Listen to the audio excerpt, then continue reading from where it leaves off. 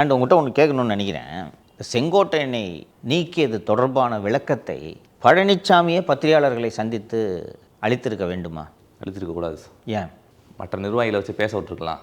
ஒரு தலைமையை நீக்கினதுக்கப்புறம் அவரை பேசணும்னா அவரை தான் நம்ம பெரிய ஆளாக்குற மாதிரி இருக்குது சார். ஒரு கரெக்ட். எனக்கும் தோணுச்சுது. இவர் ஏன் பேசினுக்கிறாரு? நீ கேட்ச அவள் தான், நீ பேசு.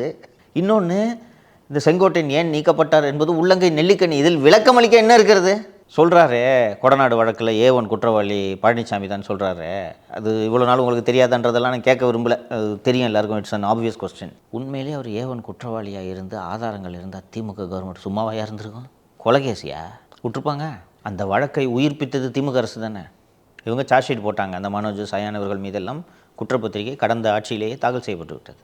இவங்க ஃபர்தர் இன்வெஸ்டிகேஷன் போட்டு திமுக ஸ்பான்சர் பண்ணி அவங்களெல்லாம் பெயில் எடுத்து அவர்களுக்கு வாழ்வாதாரத்தை உறுதி செய்து அடைக்கலம் கொடுத்து மூத்த வழக்கறிஞர்கள் என்ஆர் இளங்கோ போய் வாதாடி ஃபர்தர் இன்வெஸ்டிகேஷன் ஆர்டர்ஸ் வாங்கி உங்கள் போலீஸ் சிபிஐ கிட்டே இருக்குது, உங்கள் போலீஸ் கிட்ட தானே இருக்குது, எவிடன்ஸ் இருந்தால் சும்மா இருந்திருப்பாங்க.